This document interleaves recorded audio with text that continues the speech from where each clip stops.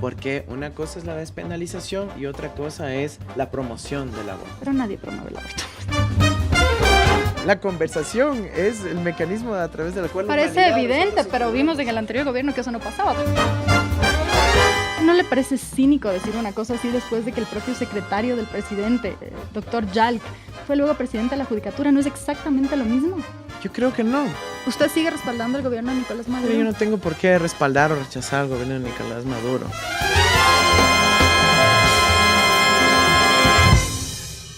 Hola, hoy estamos con el candidato presidencial Andrés Arauz, candidato de Unión por la Esperanza UNES. Un gusto tenerle aquí, Andrés. Qué bueno que finalmente aceptó nuestra entrevista. Hola María Sol, muchísimo gusto y gracias por la invitación. Un gusto. Empecemos. Yo quisiera hablar primero de su plan de gobierno. Usted habla ahí sobre la paridad de género, establece algunas propuestas también sobre renta mínima y también vivienda para mujeres víctimas de violencia de género. También hay algunas propuestas para combatir desde la estructura judicial, considerando cifras alarmantes, ¿no? 870 femicidios desde que se tipificó en 2014. La coalición de mujeres ha demandado a usted y también al candidato Guillermo Lasso que firmen un acuerdo para establecer un piso que permita entregar el presupuesto mínimo, entre 60 y 70 millones, dicen ellas, para poder implementar la ley de erradicación de la violencia contra las mujeres. ¿Va a firmar ese compromiso? ¿Hay algo más allá de ese compromiso? Por supuesto, mira, podemos asumir ese compromiso sin ningún problema. Es importante que la cuantificación de ese monto no solo contemple campañas esporádicas de comunicación, como a veces el presupuesto se orienta principalmente allá. Entiendo que es, sino, perdón que le corte, pero para sí, las instituciones, para la Secretaría de Derechos sí, no, Humanos, de acuerdo. para las casas de Lo que acogida. pasa es que ahí también hay un presupuesto que incluye las campañas de Ujú. promoción. Yo más bien favorezco que se utilicen las franjas en los medios de comunicación, pero sí, en general no habría ningún problema en asumir ese compromiso. Pero no solo se necesita el presupuesto institucional de las entidades estatales, sino, por ejemplo, líneas de crédito para poder ir dotando de independencia económica a las mujeres, y una de las propuestas nuestras es una línea de crédito de $100 millones para mujeres víctimas de la violencia de género. Así que a eso, además del sistema de acogida con... De casas de acogida públicas. No necesariamente, porque pueden haber sistemas de acogida con familiares, amigos, redes de apoyo dentro de la misma ciudad, en donde se puede remunerar o apoyar a las mujeres, a las familiares, amigos, etcétera, que dan esa acogida sin necesidad de ir necesariamente a una casa de acogida pública. Ahora, ahí tendríamos un esquema de distintos niveles de riesgo en función de la probabilidad de ocurrencia de víctima, de violencia contra la víctima, en donde sí, si es que es necesario, se podría ir a una casa de acogida pública. Pero, digamos, lo que más necesita el país es justamente que se implemente esta ley que fue aprobada en el 2017-2018 y pueda implementarse en los hechos, con el sistema de casas de acogida, con una capacitación especializada, tanto a la policía como a entes de la fiscalía, con respuestas efectivas en la justicia que eviten la revictimización, con la política de independencia económica y con una regulación a los contenidos educativos y en los medios de comunicación para evitar la profundización a veces contenidos que promueven la violencia y el machismo. Hay un tema específico en el sistema judicial sobre la revictimización. No hay un enfoque de género, a pesar de que en teoría hay fiscales especializados para esto.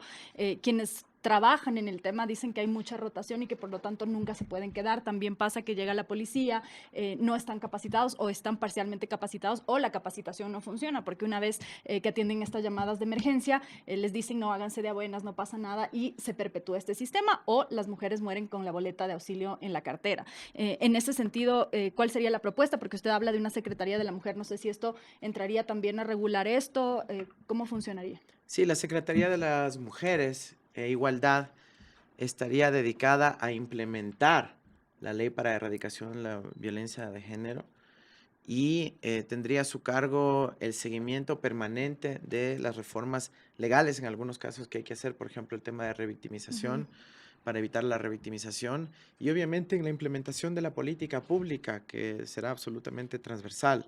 Tenemos que encontrar el mecanismo adecuado para que haya el vínculo con el Consejo Nacional de Igualdad de Género que existe en el país. Que no serían las mismas funciones. No, porque esto va a ser parte de la función ejecutiva, va a poder tener recursos para ello y va a poder tener vigilancia sobre las acciones de la función Es del decir, Estado, de esa una función. nueva institución con una secretaria con rango de ministra. Exactamente. ¿Y ha pensado usted quién ocuparía este cargo? No, todavía no tenemos la definición del gabinete, no queremos dar aires de triunfalismo todavía en ese sentido, pero claro, es obvio que será una mujer quien liderará la Secretaría de las Mujeres. Hay otro tema que no he visto del todo en su plan de gobierno, usted me corregirá si no, que es la implementación de ciertas medidas que están en instrumentos internacionales. Pienso en el caso de Paola Guzmán Albarracín, sobre el avance hacia la despenalización del aborto. ¿Cuál es su postura personal sobre eso? Mira, yo tengo una postura personal que mi intención no es imponerla a la sociedad. Yo creo que el primer rol que debe tener el presidente de la República y que lo vamos a hacer es abrir el debate, que no haya censura sobre la discusión de este debate y que sobre la base de los distintos criterios existentes en la sociedad se puedan encontrar avances y soluciones al respecto.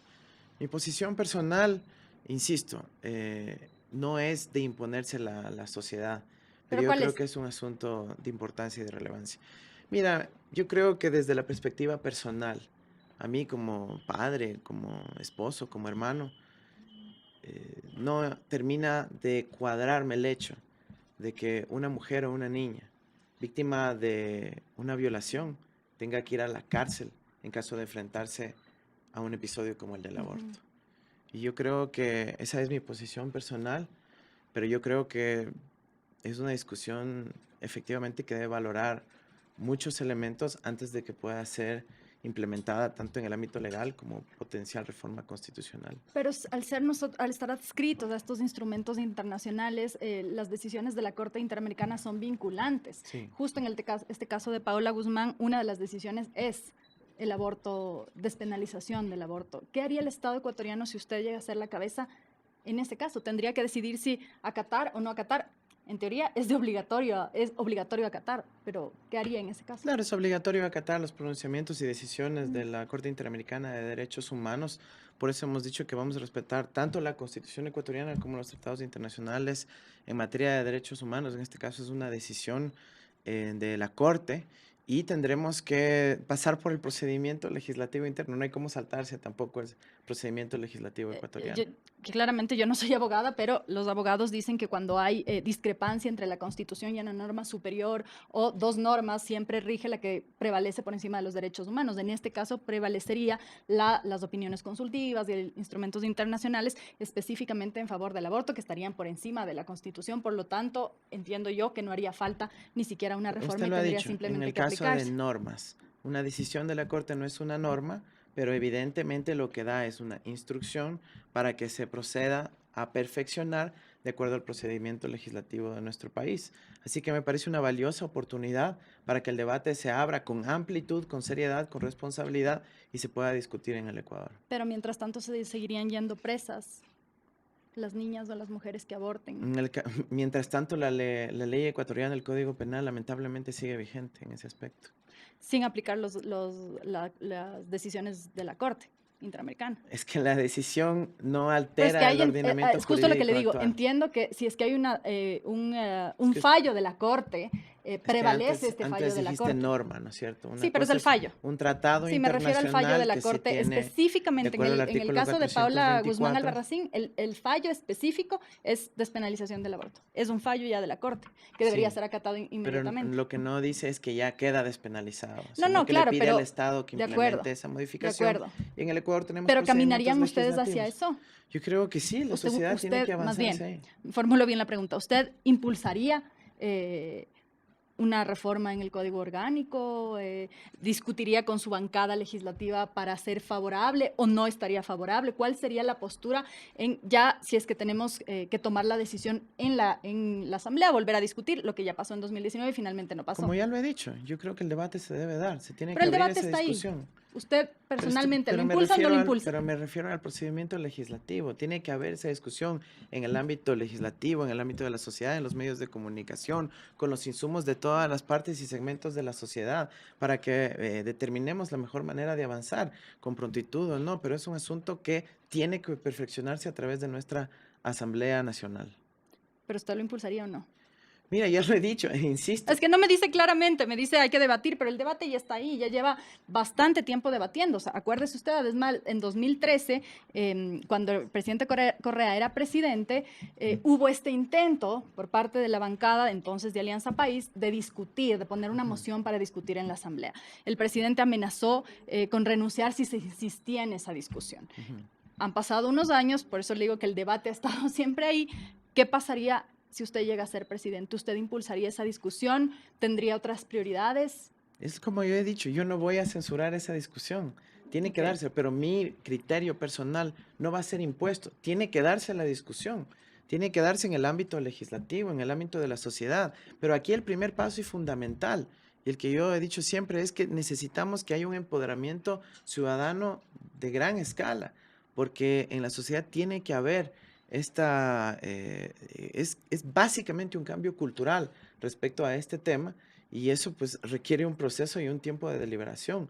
No creo que el país en estas condiciones actuales, a la fecha, esté en las mismas condiciones que otros países de América Latina que han podido tener posiciones, digamos, más de implementación de este tipo de políticas como el caso de ¿Por qué? despenalización del aborto.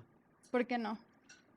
Por la fuerza del debate en la sociedad, en esas Pero no ha visto en la esos fuerza del países. debate en esta sociedad, las marchas por el 8 de marzo o marchas en favor de los derechos de las mujeres han sido multitudinarias en los últimos años. A partir de la pandemia hubo como este paro en lo público, pero la militancia o la insistencia por parte de los grupos que avalan o buscan la igualdad de derechos ha estado siempre ahí, con mayor o menor Pero fuerza. totalmente de acuerdo con que se siga visibilizando esa lucha y siga agarrando más fuerza y que pueda implementarse en los hechos en el proceso legislativo que se necesita para nuestro país.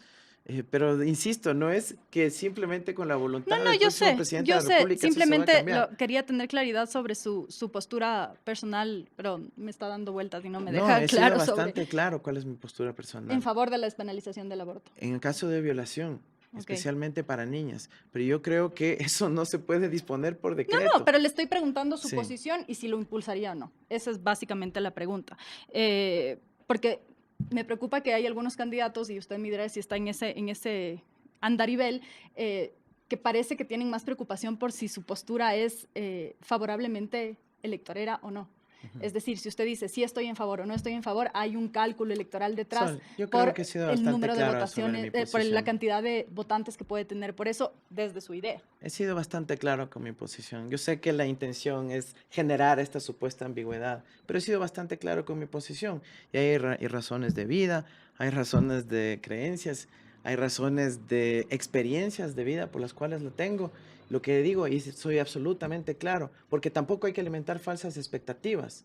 Es que no es la decisión del presidente. Claro, claro. Se necesita que la sociedad avance en el debate, de que ese debate se traduzca en un procedimiento De acuerdo. legislativo y que ahí inclusive se tenga que dirimir muy probablemente en el ámbito de la justicia constitucional. Claro, sí, pero no hay ningún motivo para generar ambigüedad de nada. Simplemente la postura es si soy favorable o no soy favorable, sería más clara para que nos evitemos de estar dando vueltas aquí. Pero Y ahí le hago la no nos siguiente hemos dado pregunta. vuelta, Sol. Sí, claro, porque Ahí está en la clarísimo, primera pero es pregunta me cuestión de pudo haber revisar respondido, 2 minutos me pudo antes haber de respondido, esta sí soy favorable, discusión. voy a impulsar, no voy a impulsar, punto. En todo caso, ¿cómo va a manejar las discrepancias en ese sentido? Porque el candidato a vicepresidente ha dicho que es favorable, más bien contrario a la despenalización del aborto. Vi que hace unos días usted retuiteaba el apoyo que le da una de las organizaciones que agrupa las iglesias evangélicas, que además han hecho militancia en contra de esto. ¿Cómo van a subsanar esas Es discrepancias? que una cosa es el aborto y otra cosa es enviar a las mujeres y a las niñas a las cárceles del país por practicarse por cualquier circunstancia o por un caso de violación, por practicarse el aborto en caso de violación. Es muy distinta la discusión. Aquí nadie está diciendo, bueno, que el aborto en sí mismo sea legalizado o practicado, etcétera, sino la descriminalización, la despenalización, el no enviar a las mujeres a las cárceles por ese motivo. Y alrededor de eso tiene que haber una discusión en la sociedad. Claro, pero ¿cuál es la diferencia en la práctica? Porque en la práctica justo la discusión es de esa. Entonces, si las iglesias evangélicas están ahorita dándoles el apoyo, probablemente sea también con ciertos acuerdos mínimos. Entonces, ¿cómo se juntan estas dos cosas que pueden parecer contradictorias? Porque una cosa es la despenalización y otra cosa es la promoción del aborto. Pero nadie promueve el aborto. Bueno, no lo digo en el sentido de promoción la práctica del aborto, pero sí en otros ámbitos de la legislación, de la política pública que puede haber. Pero una lógica elemental es poder distinguir ambas cosas, ¿no? Pero eso tiene que decirles a las iglesias, porque las iglesias son las que se han opuesto incluso a la discusión. Más bien ahí, Es que justo lo que la pasa es pregunta que es no hay por que eso. cerrarse, porque en el país hay Pero usted diversidad dice de eso, y las iglesias, posiciones. Hay diversidad de de acuerdo. posiciones y tenemos que encontrar como sociedad Por eso le el pregunto cómo punto que pueda subsanan esas permitir que la sociedad discrepancias. pueda conciliar todas estas posiciones. ¿Cómo? Ya lo he dicho nuevamente, una cosa no es promover el aborto y otra cosa es la descriminalización, no ir a la cárcel por circunstancias como la violación de niñas, de jóvenes víctimas de la violencia. Ok, no vamos a dar más vueltas ahí. No hemos dado vuelta al asunto. El expresidente Correa, que es una figura de liderazgo, también tenía una postura específica. ¿Qué va a pasar si es que ahí se chocan en un momento en el que usted diga, impulsemos esta Somos discusión? dos personas Yo diferentes, sé, hay solo déjeme diferencias, terminar la habrá pregunta y ahí me cuenta. diferencias. Porque estoy pensando en las primeras discusiones o enfrentamientos públicos que hubo con el entonces presidente electo Moreno, y ya cuando empezó a tomar las primeras decisiones, devolver la casa de la CONAIE que había sido retirada en el gobierno del presidente Correa, y él empezó a cuestionar públicamente estas decisiones. ¿Qué va a pasar? ¿Cómo van a zanjar? Ha habido una discusión sobre cómo van a zanjar estas discrepancias que entiendo yo al interior de una organización política pueden ocurrir, pero al momento de gobernar finalmente la última palabra la va a tener el presidente. Así es, usted lo ha dicho.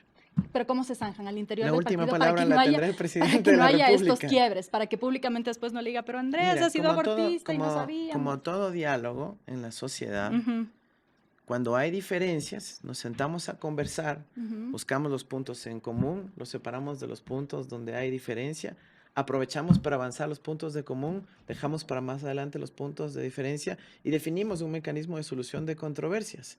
Y la sociedad entera necesita eso en el Ecuador, De que haya acuerdísimo. un proceso de solucionar los conflictos, las diferencias.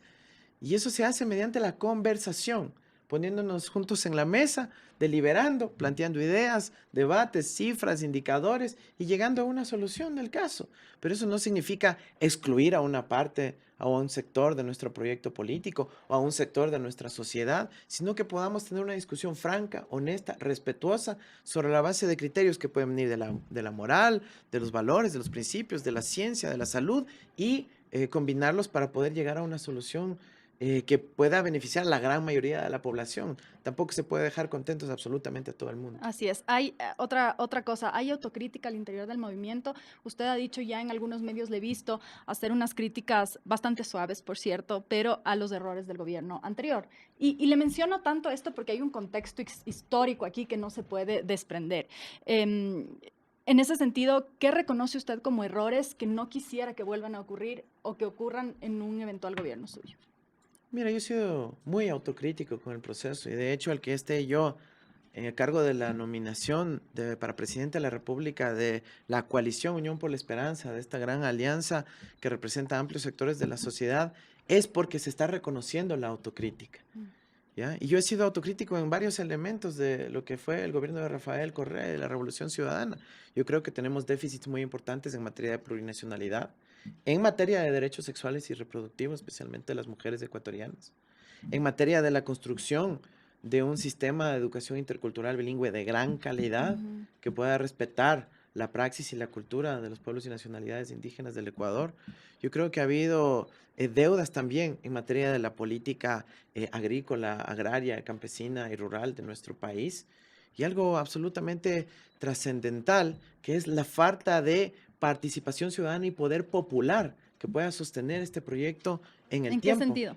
que pueda haber un mayor tejido social en nuestro país que se apropie no solo como logros gubernamentales, sino de logros sociales. Por ejemplo, que haya un mayor empoderamiento de los padres de familia sobre el sistema educativo, que haya un mayor empoderamiento de los usuarios del sistema de salud sobre, pues, la gran infraestructura y los servicios que se lograron mejorar Visto a en lo la largo de la práctica, ¿cómo? Revolución Ciudadana. En la práctica, A ¿esto qué partir de significa? mayor participación Ujú. ciudadana, con asociación de padres de familia, asociación y comités de usuarios, comités de vecinos que vigilan la obra dentro de su cantón, dentro de su comunidad, etcétera. Una mayor participación ciudadana que permita que el tejido social sea mucho más rico, mucho más potente y que no dependa puramente de decisiones administrativas o burocráticas. ¿Qué pasa, por ejemplo, con la protesta social, los medios de comunicación, el aglutinamiento de poderes? Mira, yo creo que dependiendo del caso hay que analizar si es que se sobrepasó los límites que se están planteando en la Constitución del Ecuador. Si es que es así, la justicia tiene que encargarse de eso, sea nacional o internacional. Más me Y refiero en a errores algunos casos ya han políticos habido, más que procesos judiciales, ¿no? ujú, No estoy tanto entrando en ese ámbito por todavía. ejemplo, dame ejemplos. Por ejemplo, una de las manifestaciones que hubo de los Días Unidos, que hubo represión muy fuerte por parte de la policía, por ejemplo, las sanciones direccionadas hacia ciertos medios de comunicación, el discurso violento, y créame que sus Pero seguidores hoy entonces por hoy los tienen, dos solo déjeme casos que terminar y ahorita mencionas antes son, ahora, digamos, se pueden resolver en el ámbito judicial, ¿no? no necesariamente porque también Sí. parte de un discurso desde el Ejecutivo, y el discurso del Ejecutivo Pero es que desde las una cosa es sabatinas. discurso y otra cosa es represión Sí, violenta de pero la vamos a las policía, dos ¿no? cosas, claro, pero vamos a las dos cosas, porque además, por un lado, a ver, le explico, por un lado, tenemos al Poder Ejecutivo, que además tiene el ministro del Interior y tal, que decide qué hace la policía y cómo se actúa en manifestaciones. Entonces, reprimir a estas manifestaciones de forma violenta, un discurso estigmatizante hacia líderes sociales, el propio Yacu Pérez, pienso yo, y varios otros líderes sociales, los discursos en medios de comunicación en los que se estigmatizaba la labor de los Ujú. periodistas, poniendo fotos, poniendo las direcciones de los periodistas, instando un poco a hordas, a reaccionar de formas violentas, y le digo porque nos pasó a muchos de los periodistas, me incluyo ahí, en las calles, en manifestaciones, ser amenazados, ser golpeados, justamente porque surge de un aval desde el discurso del Estado, de que la prensa es corrupta, de que los periodistas son mediocres, de que son mentirosos, etcétera. Entonces, en ese sentido, le pregunto si en un eventual gobierno suyo, y mirando en retrospectiva de estos 10 años en los que Rafael Correa fue gobernante, usted señala eso como errores, los ve como errores o no. Mira, yo he dicho incesantemente y en varias entrevistas que yo creo que es el momento de una nueva etapa, un nuevo momento, en donde no se repliquen ese tipo de prácticas estigmatizantes de lado y lado, desafortunadamente. Yo también he sido víctima de un discurso lleno de odio en estas últimas semanas. Y Lastimosamente la de, campaña ha sido así. Y lamentablemente eso no debería ser así. Nosotros hemos propuesto y tengo una carta pública enviada a los candidatos en septiembre del año pasado en donde decía, dejemos afuera a la salud, a las familias, enfoquémonos en las propuestas, en las ideas que necesitan los ecuatorianos para solucionar las graves crisis que estamos viviendo actualmente.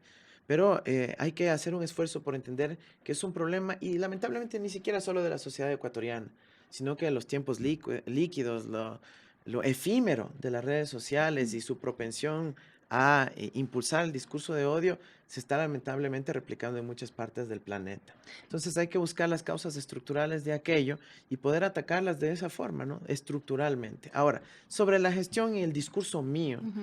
yo he dicho abiertamente que yo no comparto un estilo de confrontación directa. Ujú. Yo favorezco la conversación para poder solucionar los conflictos que existen y van a existir en nuestra sociedad.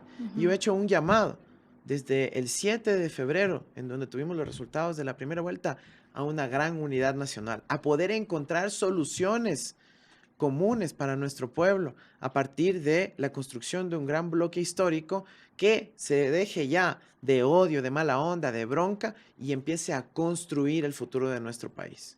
Sin embargo, eso implica también manejar relaciones tensas, digamos, ¿no? Porque no necesariamente todas las relaciones son fáciles de manejar, peor desde el poder. Habrá cuestionamientos públicos, como una figura pública usted estará sometida al escrutinio permanentemente, a los cuestionamientos de distintos sectores Pero que el incluso, escrutinio es distinto que el odio, Marisol. si estamos hablando solo de escrutinio, no de odio, a distintos sectores que incluso podrán considerar que usted no está cumpliendo con sus promesas, como pasa en todos los gobiernos. Y en todos los países. Y en todos los países, de acuerdo. ¿Cómo será cómo usted construirá esta relación con estos actores que pueden incomodarle, que pueden no gustarle, pero que son parte de la democracia? Presentándose a conversar, pues así como uno viene solucionando los conflictos a través de los milenios. Así incluso países cuando están en guerra se sientan a negociar la paz, o cuando hay procesos de reconciliación en la humanidad se sientan a conversar sobre la base de acercamientos iniciales, primero mediados, luego no, y se sienta a conversar la gente. Sí, esta campaña para mí ha sido una gran lección de que se puede volver a conversar con tantas personas. El propio resultado de la segunda vuelta nos abre la posibilidad de lograr la construcción de este gran bloque histórico donde se llega a reconciliación, a dejar errores y malos entendidos y problemas atrás y enfocarnos en las soluciones que requiere el futuro del Ecuador. Así que la conversación es el mecanismo a través del cual la Parece humanidad evidente, resuelve sus pero vimos en problemas. el anterior gobierno que eso no pasaba. Por eso le pregunto, porque la tendencia política ha demostrado que no pasa tanto así. Entonces, que usted me responda eso me da algo de calma al pensar que usted quiere cambiar una práctica que fue permanente. Y digo, por ejemplo, la prohibición a los ministros que vayan a ciertos medios de comunicación. ¿Haría usted algo similar? No, yo no creo que vale la pena hacer eso, pero yo creo que Digamos que existió, por eso le pregunto. sí. No es que me estoy inventando un escenario que no existió, le estoy hablando de un escenario súper concreto en el que Sí. se prohibía, por ejemplo, a No, ministros estamos ir de acuerdo. Y a medios. yo creo que hay algunos medios de comunicación que también han asumido, digamos, posturas abiertamente políticas, parcializadas, que no reflejan el ejercicio del periodismo, sino más bien un activismo político Empezando directo, por ¿no? los medios que estaban en manos del Estado. Los medios Bueno, en manos del Estado no eran sé si propaganda empezando por política. ahí, no sé O si sea, empezando por a ahí, ver, Marisol, porque el Ecuador tiene un antecedente histórico muy Ok. grande en donde pues actores políticos fueron también acopiando poder a través de los medios de comunicación. Y no me refiero del 2007 en adelante, me refiero a los años 90. Sí, lo Y que, eso es parte de la historia y queda registrada, de no acuerdo, podemos lo que en negarla. realidad lo que le quiero decir es desde la perspectiva del gobernante, ¿no? Porque mucho se dice es que los medios hicieron esto, es que los medios hicieron lo de ella, cuando en realidad me parece que falta también parte de asumir la responsabilidad del gobernante. Y como contrapeso justamente se creó este conglomerado de medios de comunicación que replicaban la verdad oficial. Entonces, en ese Habría que ver en qué sentido, punto se creó y en qué punto fue el proceso de la incautación producto del cobro de las deudas que tuvieron unos me- banqueros que estafaron al pueblo ecuatoriano, ¿no? no me refiero a los medios, no me refiero a la incautación de medios, me Ujú. refiero al uso que se dio posteriormente de los medios de comunicación, que nuevamente sirvieron para Yo creo que un fin más bien político. hay que ir hacia Entonces, medios públicos, de de verdad, acuerdo, yo medios también estoy de públicos con acuerdo. una gobernanza mucho más abierta, donde hay representación del Ejecutivo, de la Asamblea, de las universidades, de las organizaciones sociales, ojalá de los pueblos y nacionalidades indígenas también, para ¿Cómo que sería esa podamos reflejar. representación? Mira, digamos, tú tienes ejemplos en otros países del mundo en donde los Como la BBC. directorios, como la BBC, como proyectos públicos chileno, uruguayo, otros en la Pero región. desprendiéndose del ejercicio político, no como un... Es que todo es político, María más Sol, bien, pero lo a ver, importante es garantizar la independencia a partir de la pluralidad y ok, la diversidad. ¿es posible eso? Por supuesto, por supuesto. No será perfecto porque nada lo No, es, pero podemos aproximarnos a aquello. ok, Yo quisiera que en el Ecuador haya más bien más diversidad de medios de comunicación. sí sería lo Y ahí ideal. la tecnología es un aliado muy importante para ello. Imagínate cuántos años nos hemos demorado en avanzar en la televisión digital terrestre. Mm. Tuviéramos 5 o 10 veces más canales de televisión abierta que los que tenemos ahora. ¿Cuánto se ha demorado en pasar de las frecuencias de radio analógica a las digitales? Pudiéramos tener 20 veces más radios que las que tenemos actualmente. Y también tenemos una gran deuda en generar una especie de institucionalización para que se promuevan los medios comunitarios, los medios públicos no del Ejecutivo, sino de las universidades, de las casas de la cultura, de los gobiernos autónomos descentralizados, etcétera, que pudieran generar realmente una diversidad de contenidos, como lo dispone además nuestra Constitución. Ujú. Así que eso es lo que hay que hacer. En su plan de gobierno usted habla de una lucha contra la corrupción, de crear un pacto ético y de erradicar la corrupción sistémica, dice usted, en el ámbito de lo público. ¿Aplica para exfuncionarios también que hoy están siendo procesados por la justicia? Absolutamente. En ese sentido, usted ha dicho también que no va a haber necesidad de indultar al expresidente Rafael Correa, o no sé también si se refiere a otros altos funcionarios del gobierno anterior, y voy a citar, porque los mismos jueces van a revisar las decisiones judiciales una vez que no tengan las presiones, las amenazas o los chantajes de este gobierno, dijo en el Universo en estos días. Pero eso contradice totalmente el plan cuando usted dice que hay que despolitizar la justicia y desjudicializar la política. ¿Cómo usted, siendo cabeza del Ejecutivo, puede garantizar que los jueces tomen una decisión o la revean? Eso no se puede garantizar desde el Ejecutivo. No, no se puede garantizar. Yo no he dicho eso. Usted está poniéndome palabras No, en estoy la boca. citando Yo la no he dicho entrevista la de Diario El palabra Universo. garantizar, María Sol. Yo no he dicho la palabra Ya, pero usted dice garantizar. que va a revisar, Y he los dicho jueces más van a bien que revisar las va decisiones. a haber independencia sobre la base del no chantaje, de la no amenaza, de la no presión. Nuestra propuesta tiene que ver con garantizar la verdadera independencia judicial, convocando al relator especial de independencia judicial de las Naciones Unidas, estableciendo una política de transparencia radical a partir de la Big Data, la información en grandes cantidades y abierta para que la ciudadanía, los periodistas, las universidades, los gremios, los colegios de abogados puedan entrar a analizar el comportamiento de los jueces y sobre la base de la participación ciudadana pueda haber una mayor vigilancia sobre el funcionamiento del sistema judicial ecuatoriano. Así que jamás he dicho yo esas palabras y tengamos clarísimo qué es lo que se busca en nuestro país, la verdadera independencia judicial. ¿Cómo se logra eso? Porque muchas de las preguntas también van orientadas han estado a los candidatos presidenciales sobre el sistema de justicia, pero mucha injerencia allí no tienen justamente porque son cabeza del Ejecutivo. Usted habla de impulsar esta independencia judicial y siempre parece que hay como un interés más visible o menos visible de los mandatarios justamente para proteger políticamente a ciertos funcionarios. Y por eso pasa mucho que se acaba un gobierno y se empiezan recién cuando se acaba ese gobierno a hacer las investigaciones o procesos judiciales de todos los que se acaban de ir. Ahora, usted está entrando en el grado de especulación. no, le estoy dando el ejemplo. Fácticos. Cuando acabó el gobierno del presidente Correa, se destapan casos de corrupción en Odebrecht, temas sobornos, Pero etcétera. si Pareja Yanoselli entró a ser acusado por el gobierno de Correa. Claro, pero lo que voy es que las sentencias se hacen finalmente cuando se terminó este gobierno. Probablemente se termine este gobierno y empiecen a haber otros procesos judiciales en contra de funcionarios de este régimen y es la tendencia lo que suele suceder. Mi pregunta más bien es si es que no va a ocurrir... Pero puede analizar el caso de Donald Trump también en los Estados Unidos. Sí, pero estamos hablando de Ecuador. No, más porque bien, es un fenómeno global, por yo favor. sé, pero mi pregunta es específicamente en el Ecuador, porque hay si una nos ponemos intención a conversar de una Estados cuestión de Unidos... especulación cuando No, ¿cuál es la es un cuestión de hecho especulación? fáctico. Pero ni me deja hacerle la pregunta. Vamos. Desde el gobierno anterior hubo también estos intereses de controlar el poder judicial. Desde la Sabatina se dictaban sentencias, se sugerían a los fiscales, ocurrían cosas que desde el poder ejecutivo chocaban contra el poder legislativo. ¿Cómo va a ser eso en su gobierno? Si usted se refiere, por ejemplo, cuando Lenín Moreno, No. el día que Gabriela Rivadeneira y otros compañeros salieron del Ecuador hacia México con condición de asilados, y esa misma noche se le buscó sin ninguna razón a su padre y llevárselo a la cárcel, y luego por dictamen de Lenín Moreno en la tele, en una conferencia ese día, lo metieron preso. Eso hay que rechazar absolutamente. Y si es que había habido ese tipo de prácticas en el pasado, hay que rechazarlas también. Pero es el momento de una nueva etapa, en donde hay una verdadera independencia judicial.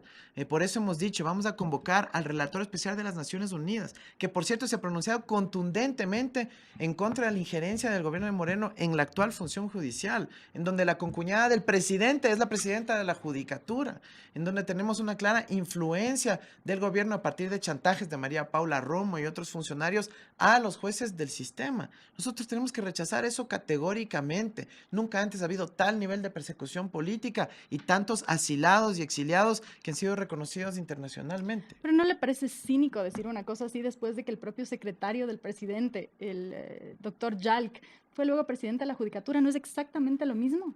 Yo creo que no, porque ahí pasó por un proceso de participación ciudadana. Un proceso cuestionadísimo. Sí, puede estar cuestionado, pero en este caso tenemos hasta pronunciamientos del relator especial de las Naciones Unidas. Hubo un montón de pronunciamientos de varias organizaciones internacionales sobre la injerencia del Poder Ejecutivo y le voy a poner un ejemplo concreto. El 30 de marzo de 2013, Rafael Correa cuestionó a Borman Peñarrera, el fiscal que se abstuvo de acusar a los 2 estudiantes del Instituto Tecnológico Superior Central Técnico que habían estado en una manifestación. La jueza Eliana Carvajal acogió el dictamen y lo sobreselló. En una sabatina, él dijo que no estaba de acuerdo, textualmente dijo: señor fiscal, yo le mando los videos, las fotos, los testimonios de los policías para que no le queden dudas de quiénes tiraban piedras. Pocos días después, tanto el fiscal como el juez fueron retirados del caso.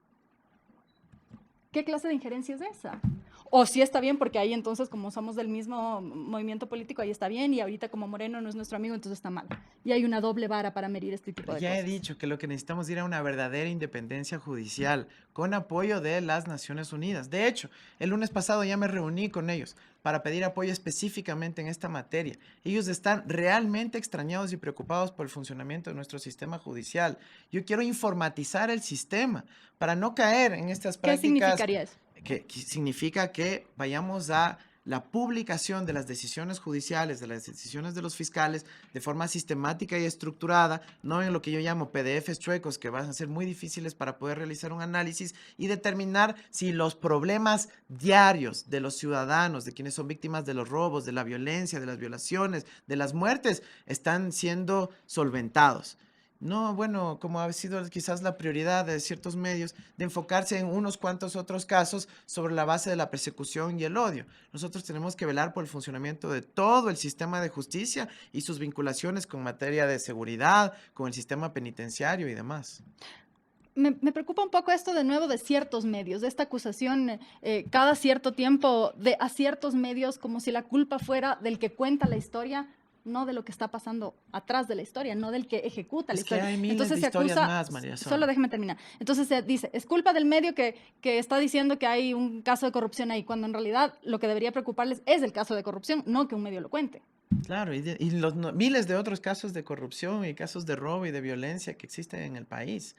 Eso es lo que estamos hablando, cuando toda la comunicación termina politizándose o enfocándose en uno o pocos casos, se termina por dejar abandonado el resto del sistema. Y ese es el gran problema que hemos vivido actualmente con la función judicial, en donde la prioridad política de ciertas autoridades ha estado sobre ciertas personas o sobre ciertas personas con cierta ideología y ha dejado abandonado a todo el resto de los ciudadanos. Por eso necesitamos retomar un verdadero sistema que respete a toda la ciudadanía en cualquier parte del país. Y eso implica fondear adecuadamente a las fiscalías, poder crear las unidades especializadas que se requieren. Insisto en la informatización de los hechos para que no sean sujetos de manipulación, en la transparencia radical para que no haya decisiones súbitas que cambien de opinión cuando el proceso se ha ido encaminando hacia otra dirección. Y así se puede avanzar muchísimo con las tecnologías modernas.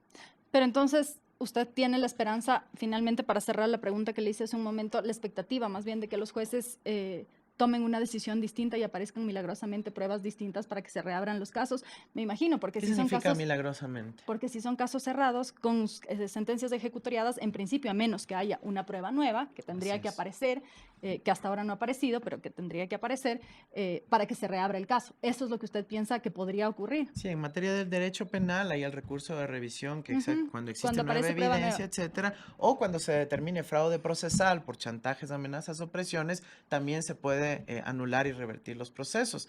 También existen las instancias judiciales internacionales, existen las instancias constitucionales dentro de nuestro país que permiten que los procesos judiciales puedan mantenerse. Y sobre pruebas nuevas o no, ahí está la decisión de la Interpol, que en casi todos los casos de alto protagonismo han dicho que se tratan o de violación de los derechos humanos o claramente de persecución política.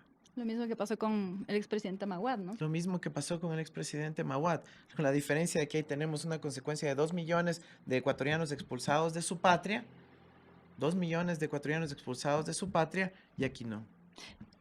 Entonces, la expectativa es eso, que se revisen esos procesos desde la propia justicia. Sí, pero eso no es prioridad del gobierno ecuatoriano ni mía. Eso tendrán que hacer las personas afectadas por el sistema judicial. Yo tengo otras tareas que son enfrentar la emergencia sanitaria, la emergencia económica, la emergencia educativa que está viviendo nuestro país. Es ahí donde vamos a orientar nuestros recursos, nuestra energía, nuestras ganas de trabajar, porque es esa la necesidad que tiene el pueblo ecuatoriano actualmente. O sea, hablamos ya de un gobierno post-Correa y post-Moreno. Por supuesto.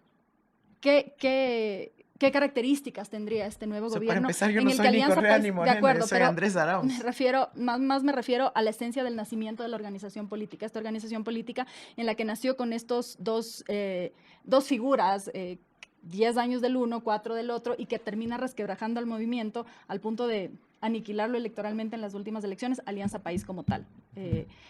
¿Y por qué queda resquebrajado el movimiento Digo Alianza porque País? se dividió, desapareció prácticamente las elecciones. Alianza País, hablo Sí, Alianza País como pero yo me Alianza País. pregunto, ¿por qué queda resquebrajado y destruido Alianza País sin un asambleísta electo siquiera? Porque evidentemente traicionó su estatuto, traicionó su programa, traicionó la voluntad del pueblo ecuatoriano y eso queda absolutamente claro. Sí me parece que hay un intento de decir que es Correa y Moreno, la misma matriz, etcétera, cuando está claro que Moreno traicionó la voluntad popular y un programa que había sido votado por el pueblo ecuatoriano. De acuerdo, pero surgen desde la misma organización política. Finalmente el uno toma un camino distinto, la otra organización se consolida a través de distintos movimientos políticos que les dan el respaldo para poder participar en las elecciones. ¿Y qué va a pasar con eso? Sí, ¿Usted va a el uno trabajar es para victorioso reconstruir? en la primera vuelta del 2021 con un tercio de los votantes A eso voy, válidos pero del déjeme país terminar y de el otro no preguntarle. existe. Déjeme terminar de preguntarle. Sí, pero Con los restos de la organización que queda, ¿se va a reconstruir una organización propia?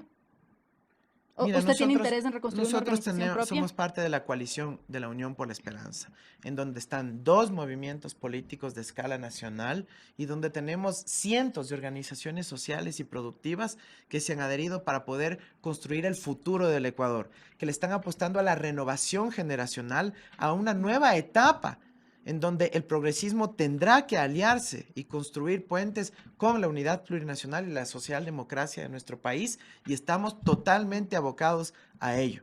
Vamos a hacer un proceso mucho más participativo, más profundo, más afincado en las raíces de nuestro pueblo, de las organizaciones sociales, de la sociedad misma de nuestro país. Estamos muy motivados de que con esta juventud de ideas, creatividad e innovación lo vamos a lograr. Me encontré tomando agua. Usted dice, Salud. gracias. Usted dice hace un momentito que usted no es evidentemente ni Lenin Moreno ni Rafael Correa, pero deciden de todas maneras Y no soy utilizar, Guillermo Lazo tampoco, gracias a claramente, Dios. después deciden de todas maneras utilizar un eslogan que es Arauz es Correa. ¿Por qué toman esa decisión? Yo no he promovido No sé ese si usted, pero eslogan. hay este eslogan que está moviéndose en la Bueno, por supuesto, campaña. porque mira, hay muchos ecuatorianos que se Ujú. sienten plenamente identificados con los logros de la Revolución Ciudadana, con los logros de Rafael Correa y como un instrumento de promoción política, como síntesis de lo que significaron esos 10 años de importantes avances y transformaciones para nuestro país, que son y serán recogidos por la historia positivamente, es la mayor forma y la mejor forma de poder lograr una identificación rápida. Y eso es importante y no hay que desecharlo, pero evidentemente yo no soy la misma persona. Aquí estamos representando no solo a otra persona de otro colectivo, sino a todo un nuevo grupo de jóvenes políticos que busca salir de solamente su experiencia y expertise en el ámbito profesional o académico, sino pasar al servicio público con estas convicciones, con estas ideas, con estos planteamientos. Usted ha hablado también de llamar a una constituyente o a través de una consulta popular. ¿Qué es lo que quisiera cambiar? Mira, nosotros no descartamos el llamar a una constituyente a través de los mecanismos que nos permita la Constitución, pero yo creo que esa no es la prioridad ahora. La prioridad es atender la salud, la educación, la economía de nuestro pueblo. Estamos en la peor crisis de la humanidad en materia económica y sanitaria. Tenemos que actuar urgentemente y es alrededor de eso donde estamos planteando los puntos de unidad con la socialdemocracia, la plurinacionalidad y avanzar en ese sentido. De todas maneras, le pregunto a esto porque en 4 años de gobierno difícilmente se alcanzan a hacer cambios estructurales. ¿Cree en la Ya va a ver alternancia? los cambios estructurales que vamos a lograr. ¿Cree en la alternancia? Usted habla en algún momento, en alguna entrevista, de que la revolución ciudadana debería quedarse, puede gobernar 50 o 100 años más. ¿Qué hay detrás de eso? ¿Hay una Otra vez no intención? dice con precisión lo que yo dije en la entrevista. Cuénteme qué dijo. Yo dije que el pueblo ecuatoriano Ujú. tiene que tomar las riendas de su destino durante ese periodo de tiempo. Porque lo que ha habido acá es una traición al pueblo ecuatoriano, que está perfectamente ejemplificada por esa reunión de Lenín Moreno con los banqueros, en donde dice que odia a los que votaron por él. Entonces significa que odia a su pueblo. Eso ya no puede volver a pasar. Por eso nosotros vamos a facilitar el proceso de revocatoria del mandato para que jamás ocurra una nueva ¿Con traición. qué mecanismo? Con la revocatoria del mandato que está dispuesta Pero, de constitucionalmente, acuerdo, pero dice facilitar. ¿Cómo para que no facilitar? hayan posibles objeciones o trabas en el CNE, en la Corte, O sea, etcétera, que no y tenga que pueda pasar ser ni por mucho la más corte, expedito. que no pase por la Corte Constitucional el aval o cómo. Que no haya la posibilidad de ponerle trabas Pero, a ese ¿qué significa? proceso. ¿Recoger firmas y directo al CNE? ¿Qué significa en la Sí, práctica? esa puede ser una de las opciones, pero otras veces simplemente deciden descalificar las firmas, otras ponen requisitos burocráticos anteriores a las mismas, etcétera, y hay que más bien facilitar la democracia y eso incluye la revocatoria del mandato para que la traición no sea una opción y de esa forma el pueblo ecuatoriano pueda gobernar este país a través de los procesos democráticos. Pero regreso al tema de alternancia. ¿Cuánto tiempo debería quedarse en el poder? ¿Debe haber reelección indefinida? ¿Cómo ves? Mira, la constitución del Ecuador está vigente. Ujú. La constitución Pero del hablamos de Ecuador. una eventual consulta popular o constituyente, por eso le pregunto. Bueno, yo ya descarté eso porque no es nuestra prioridad ahora. Nosotros tenemos que cumplir y hacer cumplir la Constitución. Eso es lo que yo haré el 24 de mayo. Cuando me tomen el juramento, haré cumplir la Constitución del Ecuador. Y ahí está establecido cómo funcionan los mecanismos de reelección, cómo Una funciona la reelección alternancia, máxima. etcétera, ¿no? Es lo que dice nuestra Constitución, Ana Yo Marisol. sé que eso dice la Constitución, pero si usted me dice de hablar de consulta popular, de que hay una posibilidad, de que no descarta esa posibilidad, por eso le pregunto si es que al descartar esa posibilidad o al no descartar esa posibilidad, una de las posibilidades es que se cambie eso, que se plantee ese cambio. No, esa no es en Muy bien, absoluta nuestra ok. prioridad. Hablemos entonces de extractivismo y derechos de la naturaleza. A finales de marzo, ahora hubo una rotura del poliducto en la vía Lago Agrio, Quito. Fueron 325 barriles que se derramaron de gasolina. En abril del año pasado también vimos por enésima vez una rotura que terminó en derrame gravísimo, contaminando el río y sobre todo afectó a 150 comunidades en la Amazonía. Em, Además, en estos 2 últimos años ha sido el periodo que más demandas ha tenido o empresas o el estado de comunidades afectadas por este tipo de derrames. Usted plantea una economía que todavía no sé si se enfoca, pero contempla también minería, extractivismo minero y petrolero.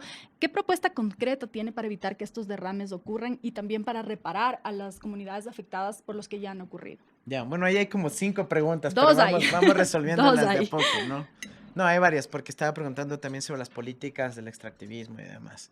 Mira, yo tengo la propuesta, que es salir del extractivismo neocolonial. No podemos permitir que en nuestro país vengan empresas transnacionales, generen enclaves sin generar desarrollo para las comunidades, sin generar suficiente renta para el Estado y tampoco las comunidades, sin internar las divisas producto de la exportación de la materia exportada, sin generar transferencia de tecnología, tanto a los trabajadores ecuatorianos o a las mismas comunidades para que puedan tener sostenibilidad de largo plazo y sin industrializar la materia prima. Ese es el modelo que queremos dejar atrás. Tiene que venir un modelo basado en la industrialización, la transferencia de tecnología y conocimiento, el desarrollo de nuestro país y sobre todo de las comunidades en donde operan los proyectos de minería, de petróleo y otros. Y eso se hace con política pública adecuada, con planificación, poniendo que en el centro de prioridad al ser humano y a la relación armónica y sostenible con la comunidad de la naturaleza. Nosotros vamos a prohibir la explotación minera en las fuentes de agua, en nuestros páramos. Eso no tiene que tener viabilidad alguna. Y por ejemplo, el pueblo de Cuenca ya se ha pronunciado en ese sentido y yo voy a hacer que se respete esa decisión como presidente de la República. Estamos seguros que quienes operan en el proyecto Río Blanco, por ejemplo, nos meterán una demanda internacional. Pero no importa, enfrentaremos eso en las instancias internacionales, porque afortunadamente en el mundo ahora ya hay un cambio de perspectiva sobre la importancia de las decisiones soberanas en materia ambiental, decisiones populares, me refiero, cuando me refiero a soberanas en materia ambiental, y estamos seguros que podremos sobrellevar esos conflictos a nivel Es internacional. decir, que se podrían suspender licencias de concesiones mineras actuales. Previa a la constitución de una comisión de auditoría ciudadana de las concesiones mineras, así como en su momento se constituyó la comisión de auditoría ciudadana de la deuda Ujú. externa y llevó a cabo algunas decisiones importantes para el país, nos urge constituir esa comisión de auditoría ciudadana para las concesiones mineras con participación de expertos, universidades, de la gente de la comunidad que ha sido la afectada, obviamente de las instituciones, ojalá con participación internacional también, y poder llegar a conclusiones válidas respecto a la violación de la ley de minería, del Código Orgánico Ambiental, de los contratos de concesión y de las licencias y planes de manejo ambiental de cada uno de esos proyectos. Así que opciones hay para que puedan, de ser necesario, revertir eso al Estado y que podamos redefinir este modelo que sea beneficioso para todas las partes, Estado, comunidades, empresa, a las personas que viven y son parte de los procesos de desarrollo ahí. Y la reparación. La reparación es instrumental y es elemental. Uno de los documentos que yo escribí se llama Hacia un nuevo acuerdo verde digital para la internacional progresista, y ahí el planteamiento es hacer una modificación en la contabilidad, que la podemos hacer en el Ecuador, pero también a nivel mundial, en donde, por ejemplo, el pasivo ambiental, los costos futuros de reparación y remediación sean incorporados en el inicio de los flujos de los proyectos, para que así las empresas que digan, chuta, a ver, si es que luego de 10, 15 años voy a tener que asumir este pasivo ambiental, déjame ver si vale la pena la inversión. Y ahí vamos a ver realmente cuáles proyectos son viables y cuáles son simplemente aventuras neocoloniales de extracción al máximo. Pero la reparación funcionaría desde los presupuestos iniciales, desde considerando... Claro, no tiene que ser una consecuencia luego del mm, desastre, sino que tiene que ser una previsión permanente para que pues, se puedan ir constituyendo los fondos respectivos y más bien se genere el incentivo para que no haya esa contaminación y esa destrucción. y multas que pudieran surgir de las decisiones de dar por terminadas concesiones. Bueno, eso es lo que mencionaba. Probablemente no correrán multas, sino laudos arbitrales Ujú. en cortes internacionales, cortes de arbitraje internacional, y eso tendremos que enfrentar con unidad como país, porque vamos a priorizar nuestras fuentes de agua, la supervivencia de nuestras ciudades, de la soberanía alimentaria, de la agua potable y del consumo humano, por sobre, pues, algunas aventuras extractivas neocoloniales. Pero garantía a la, o más bien, si es que los proyectos de todas maneras se van a dar de minería, de petróleo, ¿cómo se va a poder garantizar que no haya estos quiebres, por ejemplo, en los oleoductos o la contaminación en las comunidades o incluso las comunidades que no quieren que haya, porque supuestamente la consulta previa que no siempre se ha aplicado? Sí, bueno, hay nuevamente algunas preguntas incorporadas. Entonces, si hablamos de la consulta previa, está en la Constitución del Ujú. Ecuador. Vamos a hacer que se respete la Constitución del Ecuador y definir la viabilidad de los proyectos. Pero aquí es muy importante que hay un empoderamiento de las comunidades. No podemos pensar que las personas, nuestros hermanos y hermanas de las comunidades mayoritariamente indígenas, campesinas de nuestro país, solo estén ahí de guardias, de personas de limpieza o de catering. Tenemos que desarrollar y diseñar un modelo en donde al cabo de 10, 15 años sean los ingenieros, sean los gerentes de los proyectos, sean mineros o Mm. petroleros que operan en la zona. Y ese es un cambio sustancial en cómo se concibe este tipo de proyectos. Y por otro lado, si la pregunta es la ruptura de los Oleoductos. oleoductos, tenemos que pasar a una política cuando eso ya no ocurría. ¿Y cuando no ocurría? Cuando los incentivos estaban bien diseñados, cuando la política de seguros estaba bien diseñada para que no lucren unos pocos de la reparación o de la supuesta limpieza y que más bien operen y se haga el mantenimiento preventivo en todos los casos. Mm. Así que eso es lo que tenemos que hacer y para eso hay que ejecutar técnica y responsablemente la política pública como lo vamos a hacer a partir del 24 de mayo. Em, En el debate del Consejo Nacional Electoral, usted dijo que, voy a citar, trabajar en la hay que, entre comillas, trabajar en la regularización de los migrantes venezolanos con mucho cuidado, respetando el derecho al trabajo de las familias venezolanas. Vi que varios grupos de migrantes venezolanos se quejaron por considerar que eran declaraciones xenófobas. ¿A qué se refería usted específicamente con eso? O sea, ¿qué tiene que ver el trabajo de los ecuatorianos con la migración venezolana? Mira, lamentablemente hemos visto que hay muchos empleadores que han optado por explotar a migrantes venezolanos en vez de respetar la legislación laboral como lo harían con trabajadores ecuatorianos. Lo que no queremos es que haya una competencia injusta en donde más bien se abuse de la condición de migrantes de los hermanos venezolanos y que más bien se respeten a todos los trabajadores por igual. De ninguna manera aquí se trata de xenofobia. De hecho, yo rechazo las prácticas xenofóbicas que hemos visto en esta campaña, incluyendo el utilizar a niños migrantes para supuestamente promover el voto. Yo creo que eso es un nivel extremadamente bajo que ha llegado la candidatura de Guillermo Lazo y qué bueno que ha sido rechazada por la sociedad. Ojalá los organismos internacionales pertinentes también se pronuncien con contundencia respecto a eso. La migración venezolana da cuenta, de hecho, de lo que está sucediendo en Venezuela. ¿Usted sigue respaldando al gobierno de Nicolás Maduro? Mire, yo no tengo por qué respaldar o rechazar al gobierno de Nicolás ¿Cómo sería la Maduro. relación de Ecuador con ese Debe gobierno? respeto al principio de las Naciones Unidas, que es el de autodeterminación de los pueblos. Ese no es un interés ni una prioridad para mí. La prioridad es atender a los problemas del Ecuador, Que como la son migración se ha emergencias sanitarias. convertido de todas maneras en una Por dificultad supuesto. para el Ecuador, Así es, justamente. primero, porque no ha habido un plan claro para regularizar a esta migración. Muchos están usando además del Ecuador como solamente país de paso y tampoco están regularizados. Al cerrar las fronteras han utilizado trochas para poder pasar, han muerto utilizando esos pasos. ¿Cuál sería la política concreta para la regularización La de la política migración? concreta se asemejará mucho a lo que se operó entre el 2009 y 2013, si no me equivoco, una gran alianza con el Alto Comisionado de las Naciones Unidas para los Refugiados, cuando se lograron regularizar cientos de miles de refugiados colombianos que entraron a nuestro país y que pudieron encontrar alternativas, que se asimilaron a nuestra sociedad y que contribuyeron al desarrollo del Ecuador. Así que tenemos que actuar de forma responsable, sin estigmatización, sin xenofobia, pero dando soluciones para pues, todas estas personas involucradas. En todo caso, hay algo en donde sí tenemos que poner una línea roja, y es en el hecho de garantizar los derechos de la niñez. Tenemos que garantizar los derechos de la niñez, vengan de donde vengan, quienes sean sus padres, porque los niños no tienen ninguna culpa de lo que esté pasando, ni en el proceso migratorio, ni lo que esté ocurriendo por razones geopolíticas en otras partes de la región. Están ya matándonos con el tiempo. Voy a terminar con dos Pero si temas. está tan amena la conversa. Yo lo mismo digo yo, pero ya ve. El gabinete, que ha pensado ya, dijo al inicio que no quería tener aires triunfalistas, pero sí debe haber pensado. Si es que cree al menos que va a ganar, ya debe haber pensado quiénes van a ocupar Pensado los principales bastante. Ese ya es no mi ve, trabajo, y ya entonces. tenemos planificación lista. Tenemos tanto planificado que hemos planificado cómo vamos a distribuir la vacuna en nuestro país a nivel de cada uno de los centros de salud, a nivel de cuántos minutos se va a demorar cada una de las enfermeras en administrar la vacuna y llenar los registros respectivos. Para eso tenemos un excelente equipo constituido por gente básicamente joven, con experiencia en lo privado y en lo público, que además ha sido formada dentro y fuera del país y que quiere aportar a su patria. Nosotros vamos a tener un gabinete paritario, en donde la mitad serán hombres, la mitad serán mujeres, y en donde en cada institución van a tener lineamiento también de establecer equipos paritarios.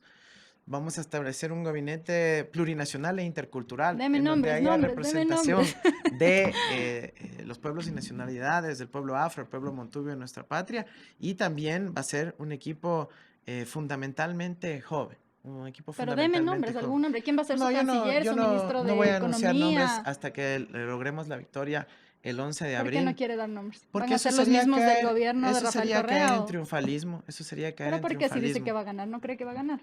No hay que caer en triunfalismo, Marisol. Pero son dos cosas distintas. Una cosa es triunfalismo, otra cosa es decir, si gano, estas personas podrían colaborar conmigo. No hay necesidad de poder adelantar esos ¿Por qué no? criterios, porque nosotros tenemos como prioridad ahorita trabajar por cada uno de los votos de los ecuatorianos. No queremos aquí que se piense que es una lógica de distribución de cuotas de poder, sino al revés, trabajar por la victoria popular, la victoria de nuestro país, y ahí en adelante vemos cómo desplegamos este esfuerzo. ¿Estarán los mismos funcionarios que estuvieron con Rafael Correa, los ministros de alto rango? No, aquí va a haber renovación generacional. Para eso estoy yo aquí, para garantizar que se dé esa renovación generacional. ¿Qué va a hacer si pierde?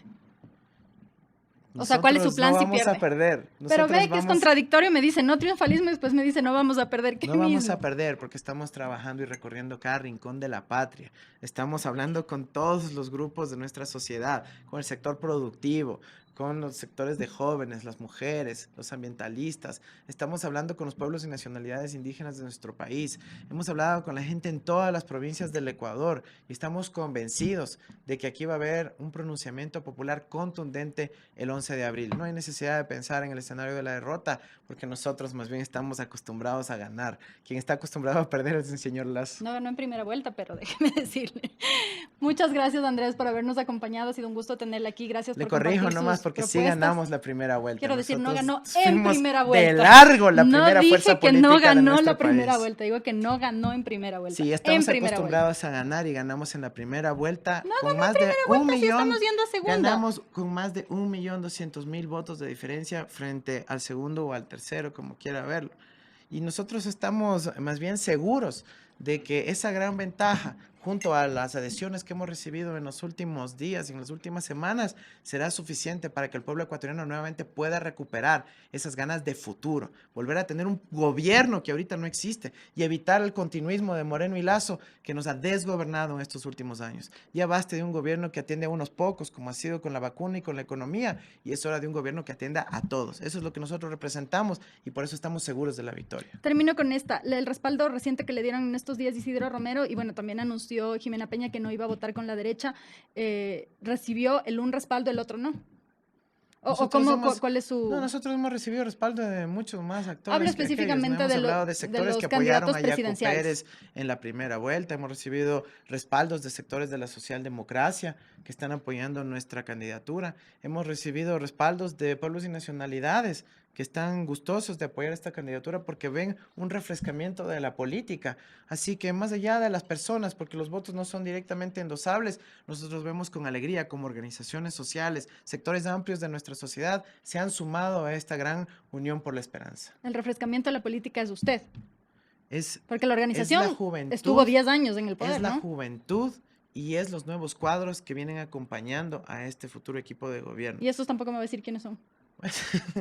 Ya le hemos dicho, nosotros vamos a tener constituido el equipo un No, día no, después hablo de los la nuevos victoria. cuadros. ¿Quién está con usted ahorita? ¿Cuáles son esos nuevos cuadros? Mira, estamos hablando de gente que ha sido ex becaria, que ha vuelto a su país y tiene ganas de aportar al desarrollo. Estamos hablando de que nosotros pudimos afortunadamente financiar la educación en el exterior de 20,000 ecuatorianos y ecuatorianas.